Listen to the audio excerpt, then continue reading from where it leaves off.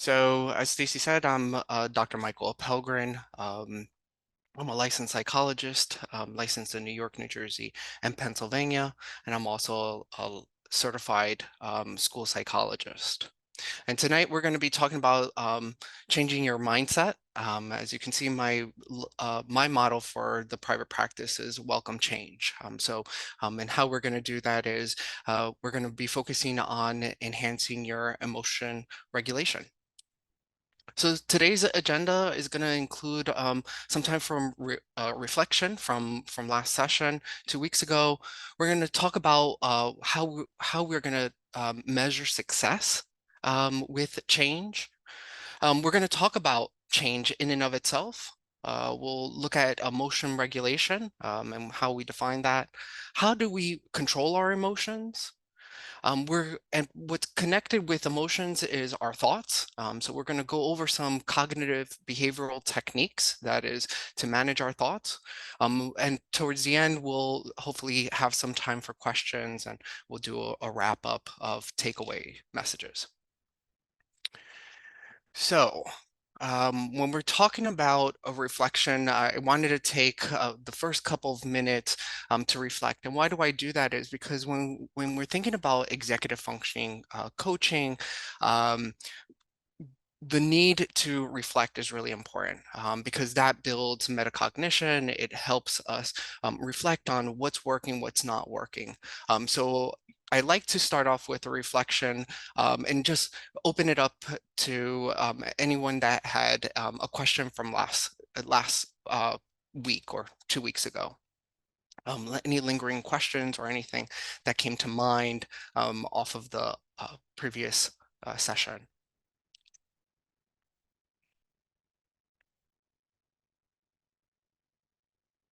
Okay. So no questions. All right. Anybody that joined last time and anybody that's joining for today, remember what we talked about, what is ADHD, or how would people define ADHD?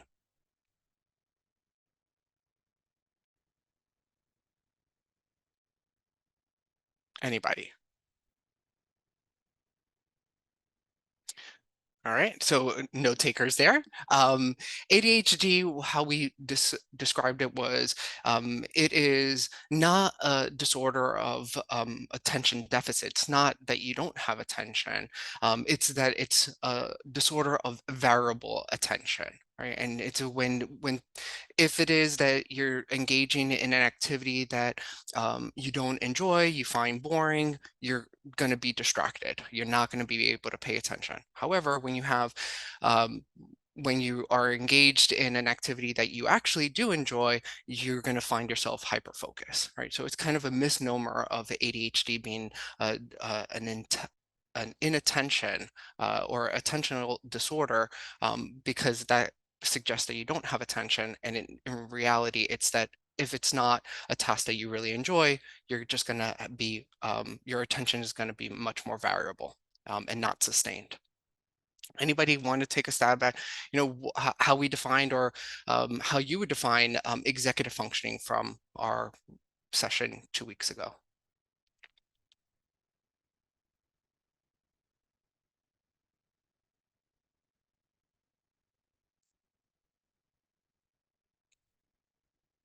Okay, no takers there. That's fine.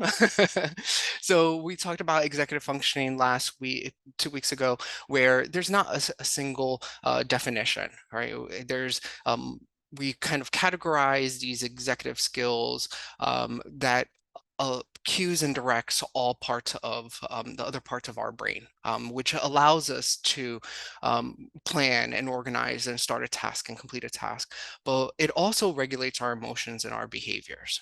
So it's an important part of our brain, and it takes a while for it to develop. And we talked about how it may take about in people's 20s before that part of the brain fully develops. Okay. The last time we met, we talked about I had introduced to doing a self-reflection, and that's part of executive functioning and really understanding ADHD and where your strengths and challenges lie. And so I hope if anybody would be able to talk about, what is their cognitive profile or cognitive style based on the self-reflection checklist.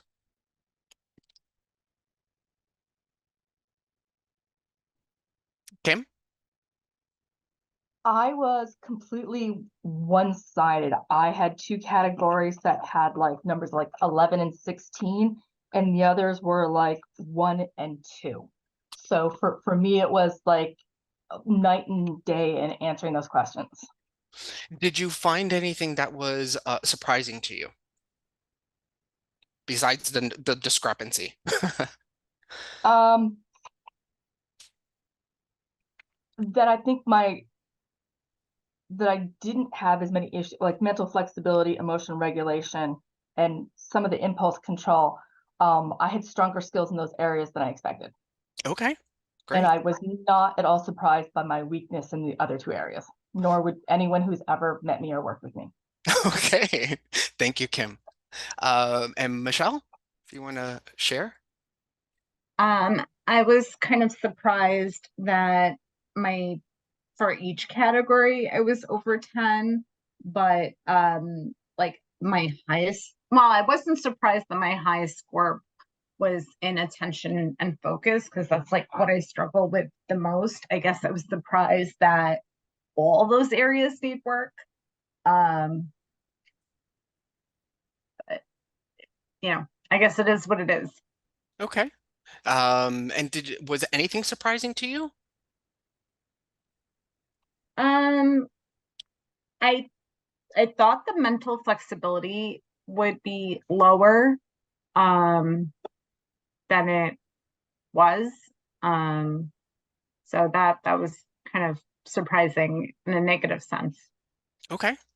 Okay, and those are maybe areas that, if anything, what this hopefully this helped individuals just kind of self-reflect and really say, get some type of information, some data that you can kind of see, okay, what is it that I need to prioritize and focus on? And so that's really the main reason for the self-reflection is just to be able to, one, think about what are your strengths and challenges, but also to maybe if you wanted to address those areas, how do you prioritize them? Okay, very good. And, the idea here is, what are your hopes in your life in reference to executive functioning and ADHD? Kathy? Hey, I think for me, it was to look at my areas of strengths and weaknesses and realize that my hope is to make it so that everything isn't so difficult. You asked earlier what came as a surprise to me. I was surprised to see how many areas I struggle with, and yet I've still been able to succeed in this career. So my hope for myself is to be able to do that with less pain points, with more tools in my tool belt so that it's an easier journey. Thank you, Kathy. Thank you. Anybody else? And this hope question is also going to help us with an exercise later on when I ask the miracle question. Damien? Yeah, thanks, Dr. Applegun. I mean, my hope is to find a little bit of better work-life balance where I'm actually doing work during work hours and then have non-work hours to um, enjoy my hobbies that I tend to super focus on during work hours sometimes. Okay, and we'll talk about that and how to manage, doing things that you might like, but finding the time to do it in. Very good. Thank you. Um, okay. So now, 2 weeks ago, we started talking about change, and really when we're thinking about change and success, is really about managing symptoms, right? And we'll talk about this a little bit more, but ADHD it's not a short sprint. It is more of a marathon. And so as long as you really accept that you're in the long haul, and that this is going to be a lifelong, symptoms and disorder. The idea would be is the more that you work at these areas of differences and challenges, that they're going to become easier for you, but they might not disappear at all. And so the idea here is that these areas, they're going to fluctuate, as we talked about 2 weeks ago. And really the success is really about managing the symptoms when it is that it's no longer causing you to feel bad about yourself, causing you to have arguments with loved ones, issues at work with your boss or your clients. It's really the idea is managing those symptoms. Okay. So, here's another way of thinking about success, and we will go from the top down. And so, the shame you feel about your ADHD symptoms, in order for us to think about success, is that the shame you feel about your ADHD symptoms becomes separate from your feelings about yourself, right? It's no longer ADHD is separate from how you view and feel about yourself. Okay. We have to accept those parts of ourselves, but this doesn't define who you are. Okay. You start to see yourself as an interesting and unique person rather than defective, right? Instead of creativity gone wild, you imagine possibilities as you direct and harness your creativity to make it productive by putting boundaries around all of that energy. You've learned to state your needs in a non-defensive, non-aggressive way. So your communication becomes more assertive. And as you start realizing that, you don't need to have shame, you're not defective, and that creativity, as long as you put it into boundaries, it will help you out. And then you have your communication becomes effective. When those things are working effectively for you, your energy returns. You no longer feel this drain or drag on your energy. You feel good. You're able to not feel overwhelmed. You're able to sleep and eat and exercise more. The next one is you don't self-talk changes and mood improves. And this one is you don't go into a downward spiral when you make a mistake, making the situation worse. You recover your balance much faster, and depression and anxiety are no longer pulling you down. Right? So we're going to talk about self-talk in a little bit. And you have an image of yourself. So support is easier to get because you now have an image of yourself as a creative person who needs help to fill in some of the gaps. And you need people to speak to you in a helpful way, and that you need to demand respect. Right? And so that's how, when we're thinking of success, these are the areas that we would be focusing on. So, but when we're thinking about success, we have to think about change. So what is change? What is it? And how do you know something changed? Somebody.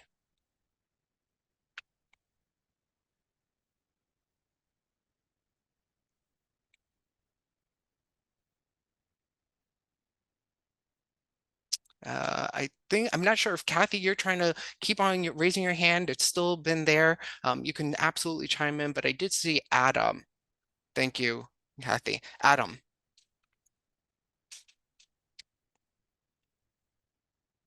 Okay, no, Adam put his Yes, hand up. hello. I Oh, think my experience, if I can get my video, is that I noticed self-confidence, and you start to feel change from within. okay, very good. Anybody else?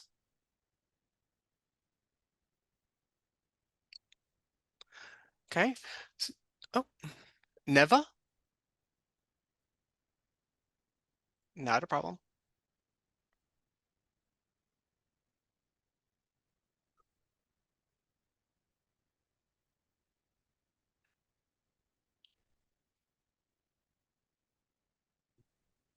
Okay, that was hard. But that's my comment. And when my daughter got diagnosed and was the first one in our family to get on medication, which I had been afraid of, I asked her how it made her feel, and she said the first day she took it, she just got up and started doing the stuff that she was able to do, that she needed to do. And she said to herself, wow, is this how the rest of the world wakes up in the morning? That they can just do. And when she said that, that was the game changer for me. Because I've done a lot of things with natural healing for decades. And so I was duly afraid of an amphetamine.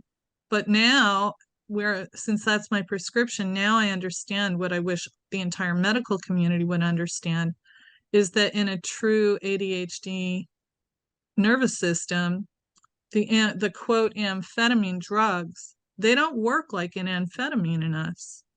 They don't make us race. They just make us normal. And so, and I wouldn't abuse it because I wouldn't give it away. I wouldn't sell my medication for $1,000 a pill because it's too hard to get. Seriously. Absolutely. Absolutely. Like, you couldn't pry it out of my cold dead hand. Thank you, Neva, for sharing. Neva, sorry. I that's apologize. okay. Thank you. Everybody. Thank you. And so, one of the things that we in therapy we use is the miracle question, and it goes something like this: if you went to bed one night and a miracle happened, and you no longer had executive functioning difficulties, but no one was around to tell you a miracle happened, and so you woke up the next morning, what would you see differently? What would the first signs be that the miracle occurred? What would it mean for your life moving forward? What are the things that are realistic and that you can work on? Okay. Anybody want to take a stab at the miracle question briefly? Oh, Deborah. Oh, Well, I just want to say that the word realistic would probably be the most impactful if the magic happened. I would set realistic goals for myself that I could actually meet, as opposed to thinking I could do 7 things in a day and then being so disappointed when I only got 2, instead of saying, well, I got 2 done. I've been better now that I'm older and wiser to really only put 2 on my list instead of 7.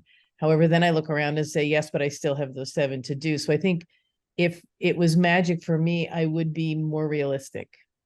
absolutely. And you really hit the nail on the head with the being realistic, right? Because in this question, you could respond and you can say, oh, well, I'm going to do all of this stuff, right? I'm going to be able to accomplish all of your 7 tasks on your list within one day, right? That would be, if we could do that, that's great. But then it's kind of like, well, are you able to really do that? And so then that's where the being more realistic comes in. And so I think, thank you for that.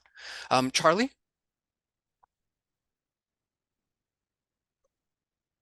Am I muted? I'm not muted. It's interesting. It's a really interesting question, and I like to think it would be hard to tell right away because, I've spent most of my life basically kind of not knowing really there was a name or a specific reason that, I am the way I am. So suddenly not being that way, I think would be hard to tell, right? You know, immediately. You know, I might, I feel like I would think, oh, I'm having a pretty good day today, or you know, I feel really on top of stuff right now, and yeah. So I mean, that's my first reaction to it. I don't really know how else to kind of phrase it. But it's such an interesting kind of question. Yeah, and I think and it just makes you think, right? The idea is that you start thinking, but you also this allows you to self-reflect. And I think Charlie, you're right. You know, maybe it might be difficult for it to for you to really realize that the miracle happened. But that's why, you know, so much self-reflection and being able to kind of self-assess and self-reflect is all part of, you know, being able to understand, okay, what are my strengths and where my differences lie, and then being able to say, okay, so if I recognize that and I can label it, I can put a name to what I'm feeling, then when something's different, you're going to be more able to be able to identify that there has been some change. And listen, I see there's more conversation. We're going to move on, but definitely, if we have a little bit more time, please keep, you know, your feedback and your comments later on. But very good discussion. And this is always the miracle question in therapy is the one that really makes people think about, you know, what would your life be like if you no longer had the challenges that you had? And what does that mean for your life? Right. And so that it's a very powerful question that you can think of. You know, change also, we were talking about 2 weeks ago that the frontal lobe is primarily responsible for executive functioning. And research shows that the brain is considered to have neuroplasticity. And what does that mean is that our brains are flexible and can change. Can't change anatomically and structurally, but what happens in our brain is that the more that we use the parts of the brain that regulates the executive functioning, what happens is that those connections, we build more connections in our brain, and the more connections that we have, then our brains are working more effectively, efficiently, and quickly. And so so the more you practice these things, the more those connections are going to expand and multiply. And that's what we really want to do. And I think it was Neva that was talking about medication and stimulants. And so that, you know, what happens with medication is that it just allows to, again, those neural connections to be working and firing much more consistently, because there's an under uh, uh, firing that's happening with the ADHD brain. Okay. Let's see. Oh, um, we're talking about 2 weeks ago about, you know, some barriers to change, and you see that there's shame here, right? And so shame is a negative feeling that prevents people from making change, right? And so shame is the most common negative feeling or emotion for everyone with ADHD. Shame starts in childhood and becomes roadblocks to success in adulthood. Shame leads to avoidance, diminished confidence, and increased distraction. Right? However, the opposite, we're thinking of excitement. So excitement is the most common positive emotion for people with ADHD. When excitement leads to accomplishment, it feels great. But when excitement is followed by a lack of follow through on an idea or a hobby, or your relationship fails, it results in emotion that's typically negative. Right?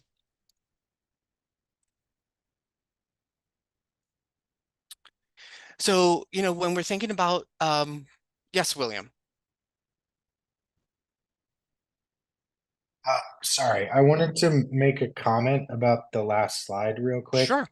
Um, I'm in the first year of my legal career, and it feels like I've gone through this arrow at each stage of my life. So that being like elementary school when I was first diagnosed, and then you sort of accept, become aware, practice, change, and then when you reach a new level in life, for example, law school and then professional life, you have to sort of restart again and adapt your habits and your sort of quick fixes to that new reality each time.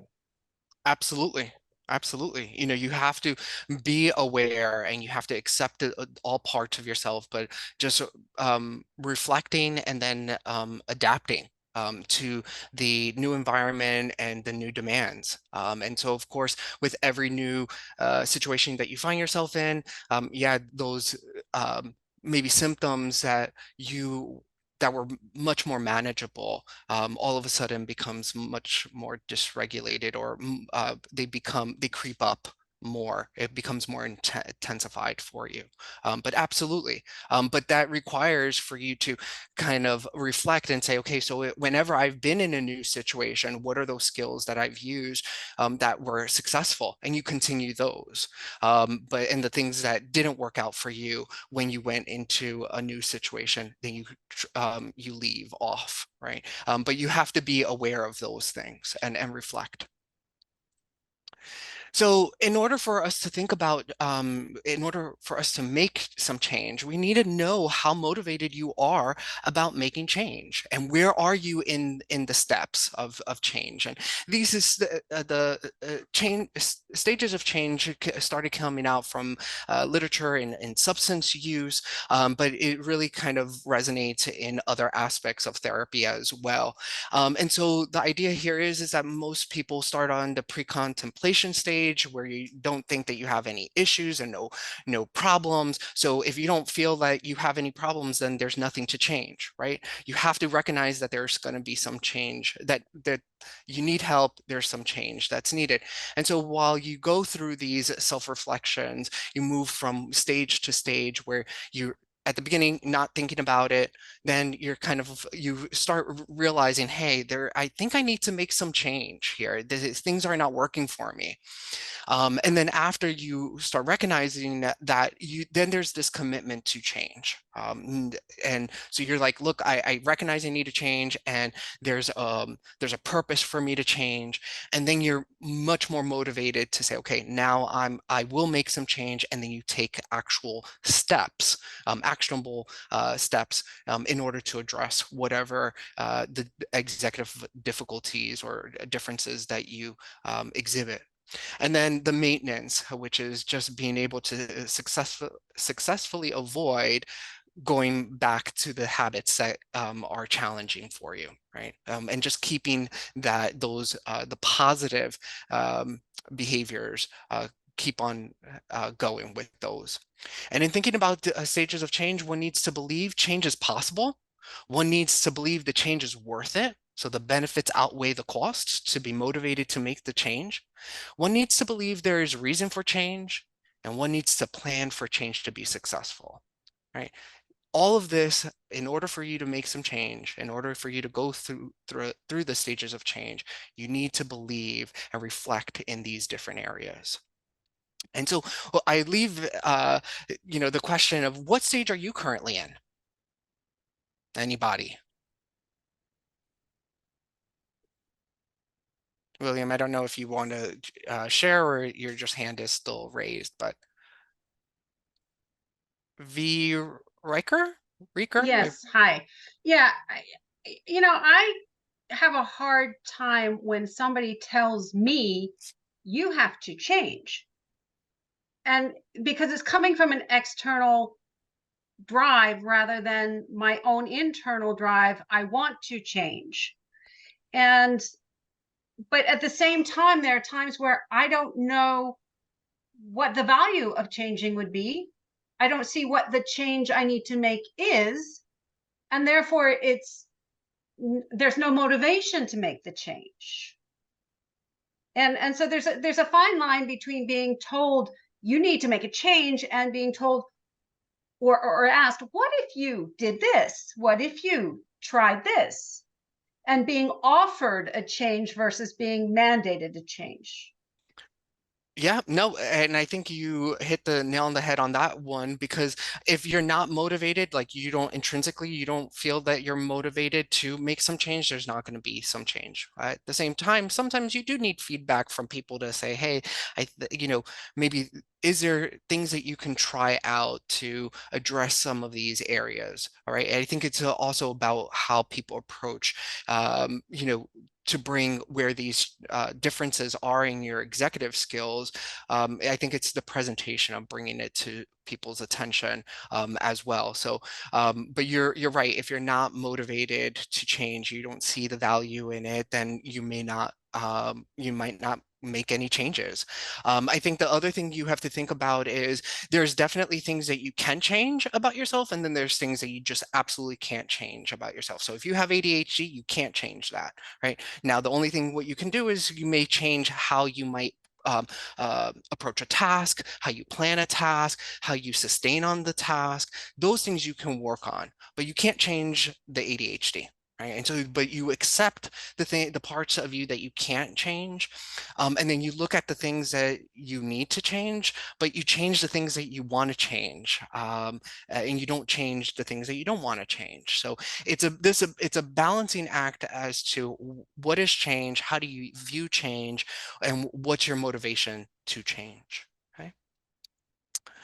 And so, here the key word is change, and thinking of, doing the same thing over and over again, expecting a different outcome, is the definition of insanity. And I don't think anybody on this call is insane. So therefore, we need to, we want to, don't try harder, in a sense that don't make things more challenging for yourself, but try to do something different. Okay.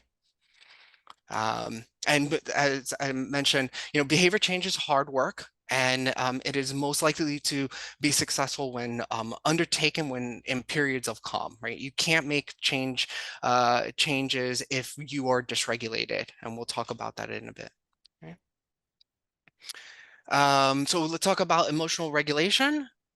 And so what does resiliency look like? We're not going to go through all of these, but the idea is that in order for you to understand emotional regulation, you need to understand what resiliency is. Right. And so in order for somebody that's resilient, the person's empathetic to others and their viewpoints, they take care of their physical well-being, they remain flexible and open to new ideas and perspectives, they're able to use the support of others to gain strengths.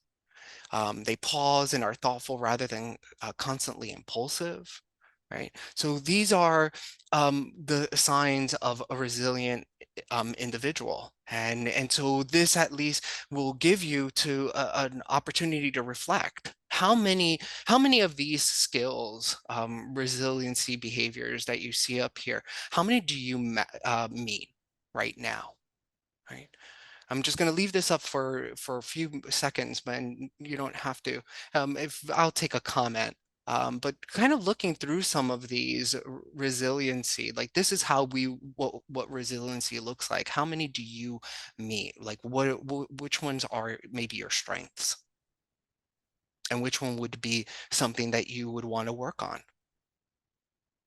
William, I see your hand still up. Not sure if you want to chime in. Yeah, I could chime in. I mean, the emotional wildfire strikes a chord because I tend to like you said earlier, you spiral and you just sort of at least for me, I go to the worst thing and I have to it takes me an hour or two to just bring myself back to level to where I can even do something again, you know? Awesome. Thank you, William. Absolutely. And again, this is all the idea here is just the self-reflection. I'll give Ivy an opportunity. Hi. So I think the one that I noticed mostly, I could just go back to it, was the self-care. I take care of everybody else and myself last. Constantly working. I don't even know what it's like to have a day off because I never understand time. I am so terribly time blind. And I was diagnosed very, very late. I kind of self-diagnosed and went to my neurologist and said, this would make a lot of sense. And since then I've been, it's been about a decade now, and I'm medicated, but I recently had some issues getting medication. And I'm having a lot of issues getting medication. And as a sole practitioner, not having great health insurance, it makes it even harder. And I think a lot of people probably can relate to that. And I went through a complete withdrawal from my Vyvanse for 2 weeks. And it was possibly the worst 2 weeks I've had in years. And now I took it on Monday, and I didn't sleep until last night. And then I didn't feel like I could, sleep. I just felt like I could sleep forever. It's so emotionally dysregulating to not have your medication. Yeah. And when Neva said before, when her daughter first went on medication and she saw the world was very different. So I'm very far past that. But at the same time, if I miss my medication even one day, I feel that again. I feel like I know I should be more productive. I know I should be better. But my biggest challenge, I think, in life is when somebody says, how long is this going to take you? And I make up some number and I can never, ever meet it. And I probably have made less money. I take a loss like on literally every single case I have because I stop billing at some point because I'm so embarrassed that it takes me so long to do things. And And probably absolutely. should have known that it would take me that long in the first place. How about that? And I think the thing that you're describing and really sharing with the group tonight is, the self-reflection, right? Just knowing where it is that you kind of take care of everyone else, but you don't take care of yourself. And I think that, again, those are all part of the self-reflection and things that if we are able to identify these areas, we can put things and do things that are realistic. But we have to be willing to make those changes and be motivated to make those changes. Okay. For interest of time, we're going to keep on going just because I have much more information that I want to share. And so just for us to get through that, and then we'll hold off any comments or questions towards the end. Okay. So we have why is it important for emotional regulation as it pertains to attorneys? And so when we address emotional regulation for attorneys, it enhances one's decision making. It helps communication with clients, bosses, other prosecutors. It helps with career advancement. It helps with managing stress, and it helps build strong relationships with our clients, and reduces that the possibility of the client being dissatisfied, right? It's kind of to the last point here in the slide. It helps clients with a positive experience, ultimately leading to client satisfaction, repeat business, and referrals. Okay. So what is emotional control? 2 weeks ago, we discussed how attorneys need to navigate stress and need to have emotional control. And emotional control is the ability to manage emotions to achieve goals, complete tasks, or control and direct your behavior. Okay. So how do we do that? How do we control our emotions? And these are just things we're not gonna go through all of them, but I am gonna just share them with you, and you could look at them. And I included things that have step-by-step instructions, right? How do you start with emotional control? Is by identifying and sitting with your emotions.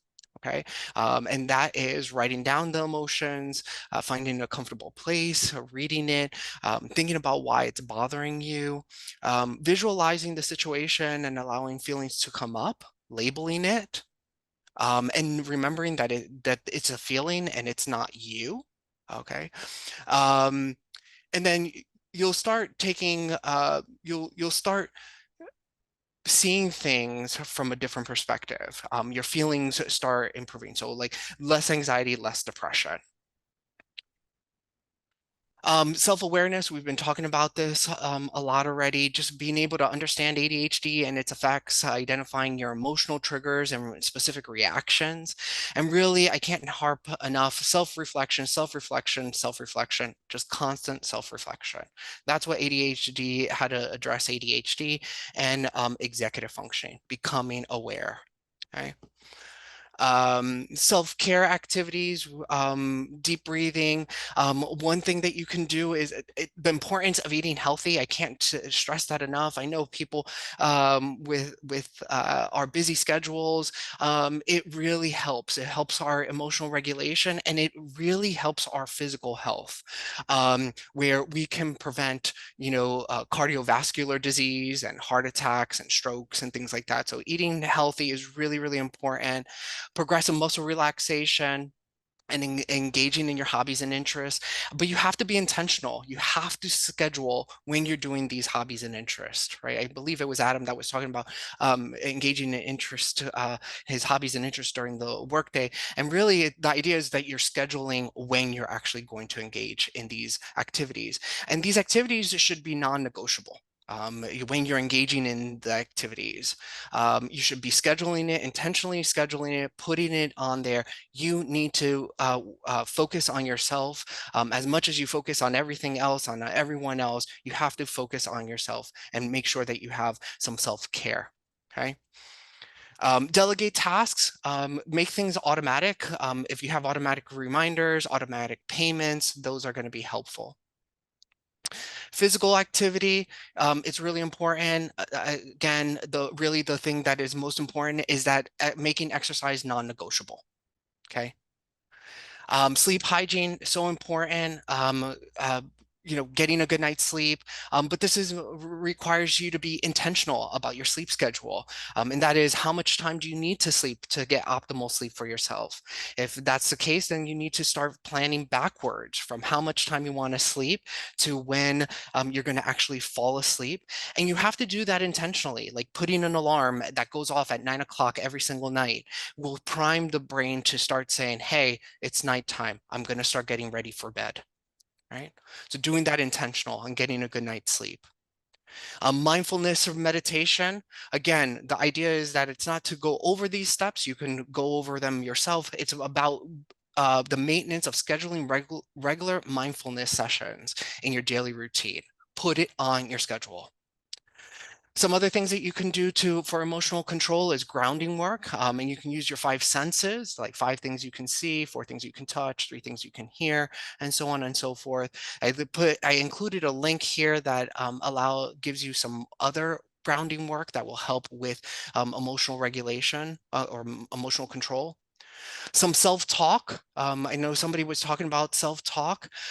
When you have negative self-talk, I'm stupid, what a jerk, I'm a mess, it's hopeless, leads to depression.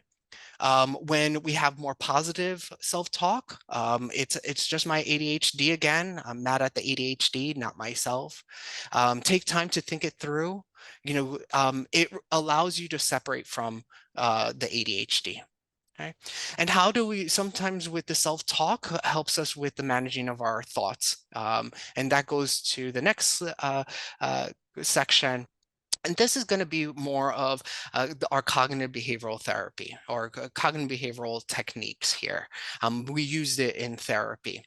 And so many times, I went through the list of emotional regulation strategies, and we're going to talk about other strategies in the next couple of weeks. And so a lot of times clients will say to me, Michael, I've tried these things. I know about these. I've tried these things. I tried them, but then they didn't work. And through more investigation, what happens is that individuals might start it, and then all of a sudden it falls off their radar, and then they start internalizing, oh, look at Michael, you were supposed to commit to these things, you didn't commit to them, now you're a loser, you're a failure, you're not going to be successful. And so what ends up happening is that if I have these thoughts, these negative thoughts, I'm going to be less inclined to find these supports beneficial. So sometimes it's about looking at our automatic thoughts. Right.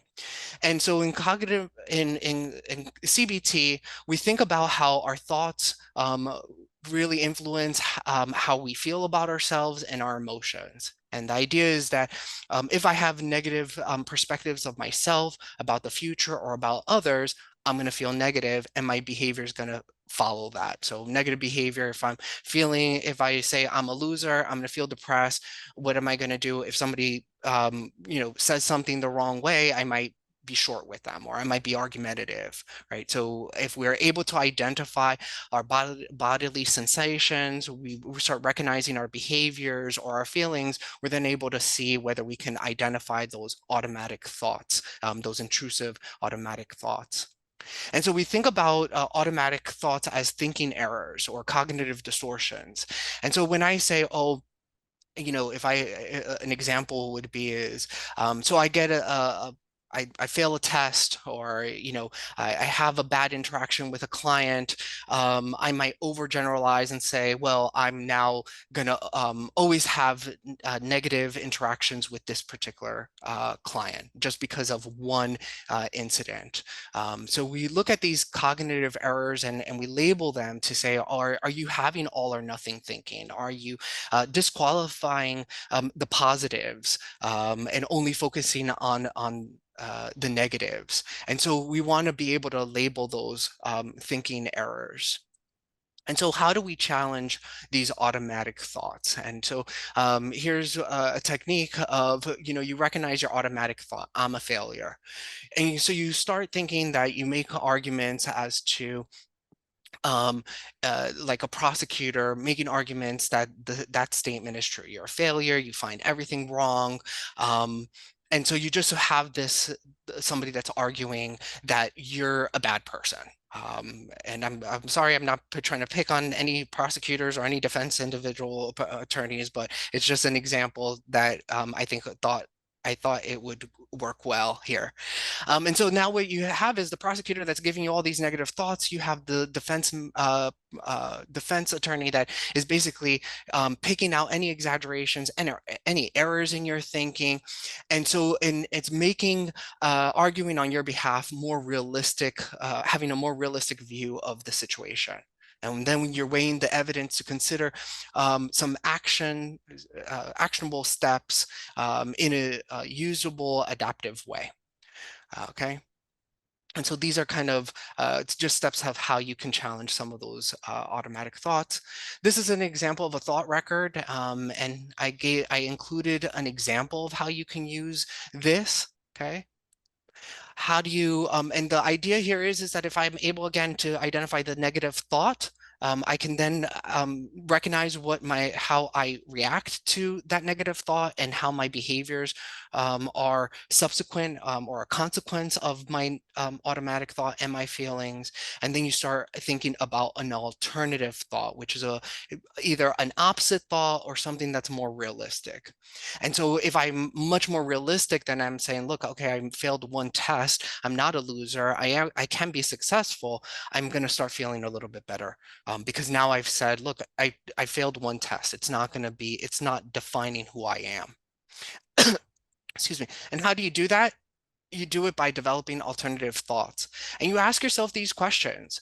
What am I thinking about this situation? And am I using thinking errors? What is the worst possible outcome? What is the best possible outcome? What is the most likely outcome in this situation? Okay. Another way that you can challenge some of the automatic thoughts is called a vertical arrow, and it's considered Socratic questioning too. It's the idea of you have an automatic thought and you answer the question. If I assume that this thought is true and accurate, what does this say about me, or what does it mean? Right. And so then you get another statement and you keep on going and asking the same question until you get to the bottom of what are your schemas or core beliefs. Okay. And I just give an example of what that would look like. Okay. All right, so we have 8 minutes. I think I did kind of good here, where there's a little bit of time to take either questions or comments.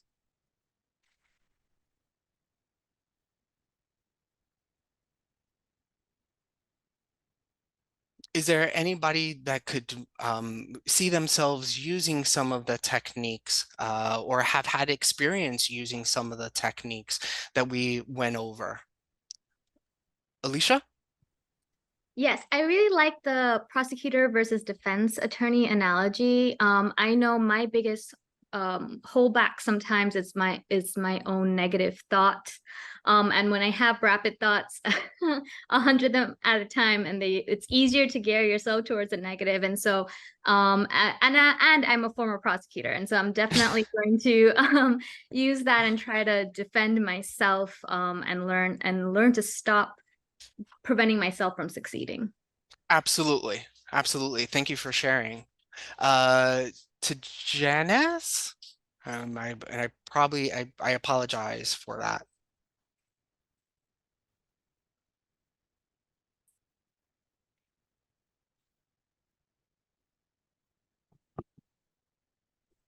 Anybody else? And any questions?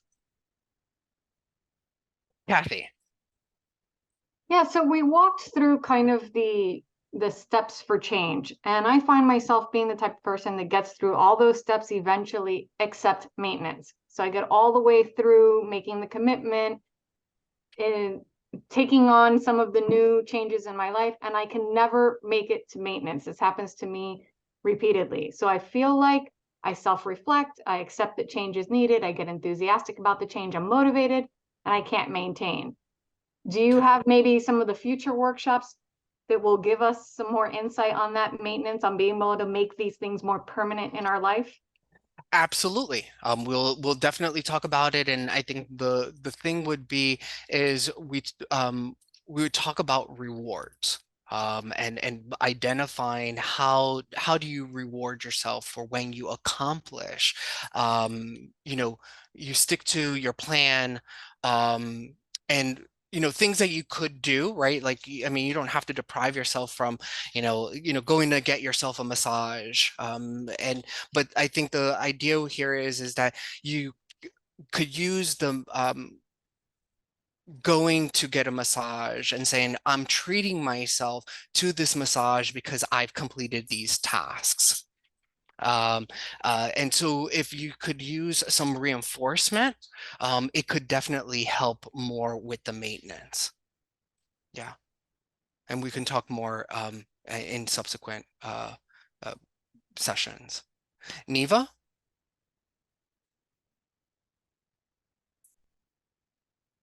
Okay, there we go. I can't remember what question I was responding to. Just a reminder, there is a support group. It's in the Minnesota Bar Association's LCL group. That's their LAP. And I posted the email for Jill Carlson, who is the social worker that runs the group. She's also ADHD herself, so she has understanding on both sides. And anybody can come. They've already been hosting a number of us from New York.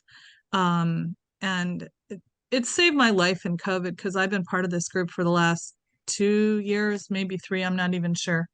And I really recommend it.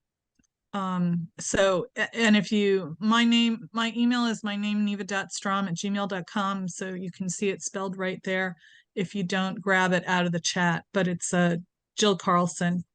And come, because the group is actually kind of small, and I'm encouraged to see we had 94 participants on this call, and like the need is out here. The need Absolutely. is out. Thank And you, as Neva. and as I see ADHDers that are lawyers that are not getting the help they need for balanced chemistry and skill sets to live our lives and our profession well, we will be in front of the grievance committee for other things, bad attempts at self-medication, other bad solution. We will be there. And so I think it's really in the best interest of the bar to, I'm thrilled that we're having this and saying, yes, please keep it coming. Absolutely. Thank you. And social support, like Neva said, being part of a group with other ADHDers, it really it can be really valuable, because then you don't feel like you're alone. You do feel those connections with others. So yeah, absolutely. Group support is really important. V. Riker? Yeah, I just had a quick follow-up question on the previous speaker. You were talking about rewards for when you accomplish things and do that, get that massage, but are we going to go into that deeper later? Because my thoughts on this are, the massage is self-care. It is a necessity for stress reduction. And yet I will deprive myself of that because I haven't finished my work. And then, you get wound up in this cycle and it's like, wait a minute, no, I have to stop. I need that massage. I got it. No, but I got to finish that document first.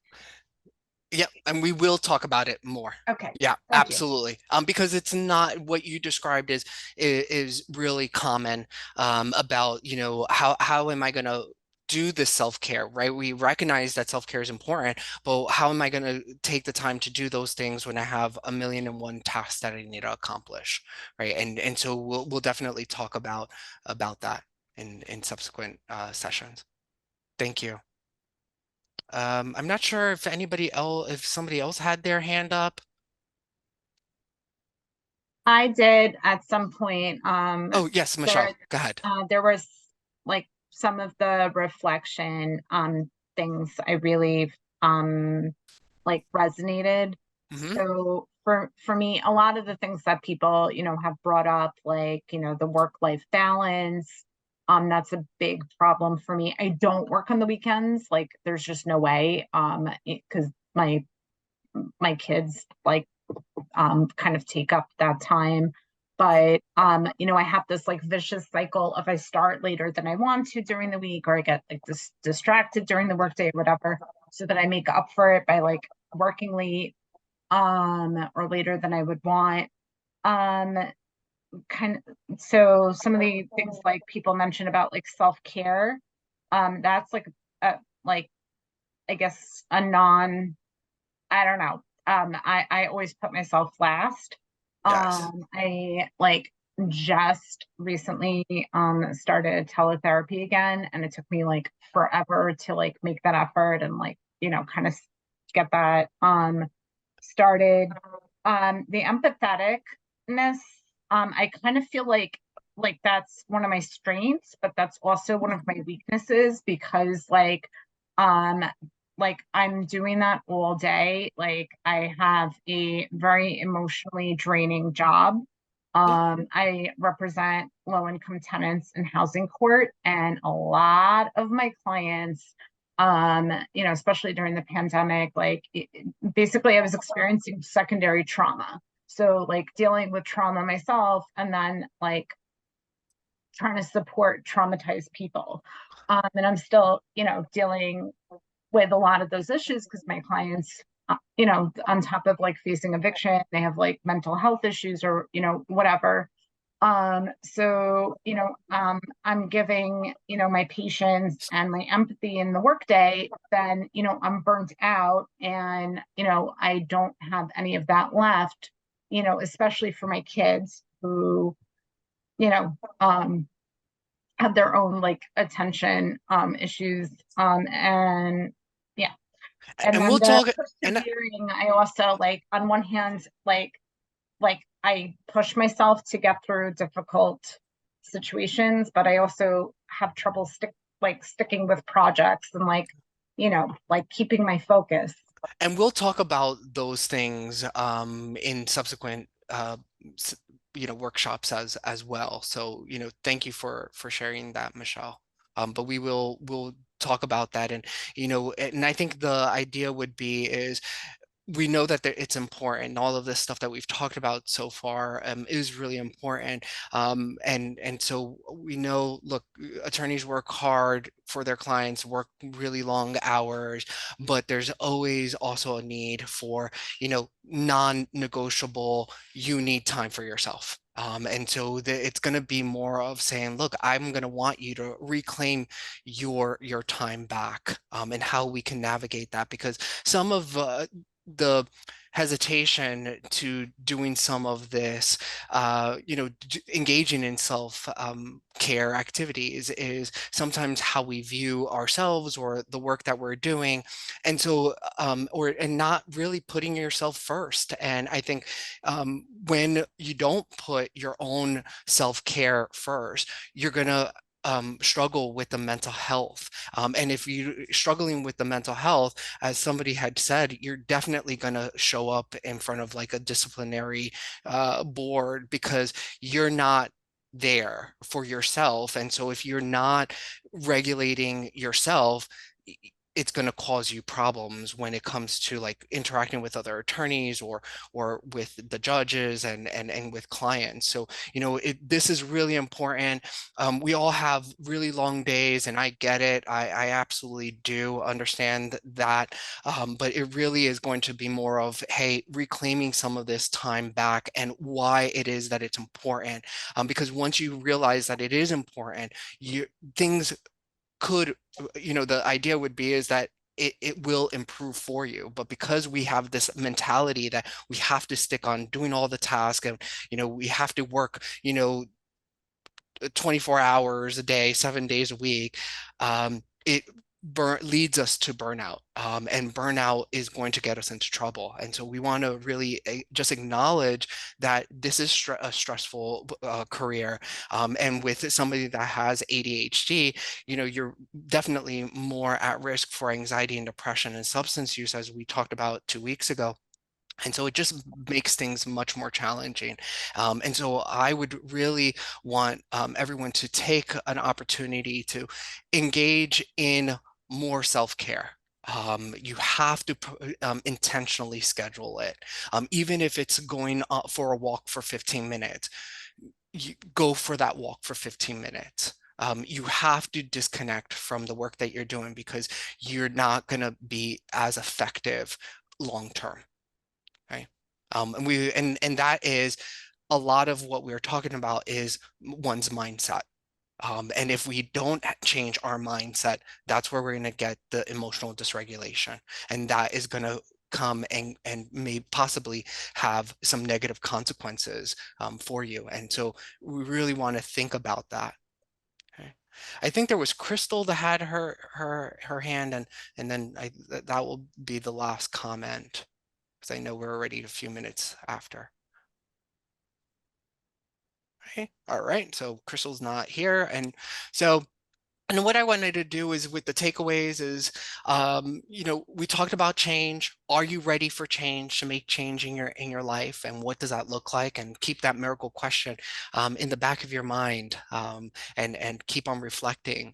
There's a connection between ADHD and emotional regulation. And we talked about how, attorneys work in stressful environments and it causes emotional dysregulation automatically. And so now it's kind of, we have to think of, well, how do we manage that? Because if we're not managing this and we're not intentional about scheduling these activities that we went over, and you don't have to do all of them, but the idea is that you pick something and you try, and you're much more consistent with it. You're not doing it once a week. You're really trying to do it multiple times, and maybe engaging in different self-care and hobbies and self-relaxation techniques. All of those things you can combine, and really try to get in the habit of incorporating it more, because at the end of the day, this is going to help you out. And stress, we know that stress does not help physical physical health, right? Our physical health. So just keep that in mind. When we're not exercising, when we're not getting good sleep, when we're not taking care of ourselves, the long run is we're going to have issues from a medical standpoint. And that is also really, really concerning. And why do I bring that up is because I'm currently right now in a postmaster's program in clinical psychopharmacology. And one of the things that we're talking about is hypertension and cardiovascular disease. So it's right on the top of my mind right now.